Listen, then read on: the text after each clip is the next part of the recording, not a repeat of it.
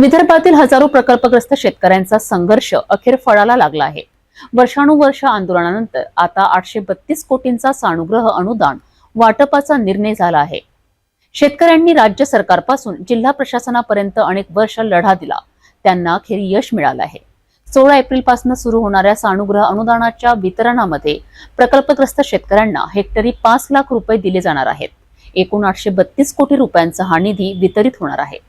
आयोजित एका पत्रकार परिषदेत संघटनेचे अध्यक्ष मनोज चव्हाण यांनी ही माहिती दिली आहे। गेल्या 10 वर्षापासून जो विदर्भ बळीराजा प्रकल्पग्रस्त संघर्ष संघटनेचा सहकारीधारक व इतर प्रकल्पग्रस्तांसाठीचा जो लढा होता, तो लढा खऱ्या अर्थानं त्या लढ्याची दखल या सरकारनं घेतली आणि हा जो लढा होता, या लढ्याची जी पाठपुरावा जो शासनापर्यंत करण्याची जी आवश्यकता होती, ती माननीय आमदार प्रतापदादा अडसड यांनी अत्यंत निकरानं हा जो पाठपुरावा आहे हा शासन स्तरावर केला आणि सरकारनं विदर्भातील हजारो प्रकल्पग्रस्त शेतकऱ्यांना, सरळ खरेदीधारक शेतकऱ्यांना 832 कोटी रुपये शासन स्तरावर मंजूर केले आणि या संदर्भातला जो चेक वाटपाचा, जो धनादेश वाटपाचा जो शुभारंभ आहे, तो उद्या 10 तारखेला होऊ घातलेला आहे।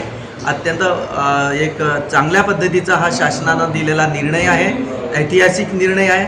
15-20 वर्षापूर्वी ज्या शेत्या सरकारनं संपादित किंवा सरळ खरेदी पद्धतीनं घेतल्या होत्या, तत्कालीन सरकारनं खऱ्या अर्थानं संपादन करायला पाहिजे होतं। कायदा होता, कायदा न वापरता सरकारनं सरळ खरेद्या करून घेतल्या आणि तेव्हाच सरकारनं आमचे न्यायालयात जाण्याचे जे दार होते बंद केले, कारण की संवैधानिक मूलभूत अधिकार जो आमचा होता तो सरकारच्या माध्यमातून हिरावला गेला होता आणि 15 वर्षापासून जे आमचे प्रकल्पग्रस्त शेतकरी आहे हे लढत होते, संघर्ष करत होते। निकराचा लढा यांनी दिला। हजारो प्रकल्पग्रस्त रस्त्याने पायी नागपूर ते अमरावती लॉंग मार्च सारखे आम्ही तीव्र प्रकारचे आंदोलनं केले। या आंदोलनाची दखल सरकारनं घेतली, 832 कोटी मंजूर केले।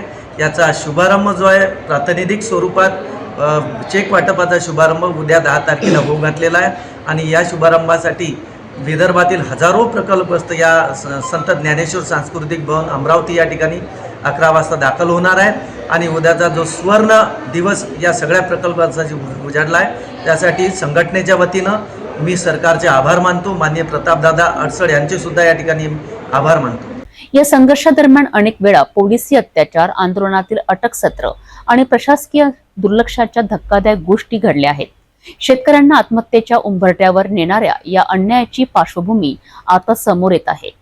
प्रकल्पग्रस्तांच्या या विजयामागे असंख्य बलिदान, संघर्ष आणि सहनशीलतेचा इतिहास दडलेला आहे, परंतु एक प्रश्न अजूनही अनुत्तरित आहेत। हाच लढा जर लवकर मान्य केला असता तर किती शेतकऱ्यांचे प्राण वाचले असते।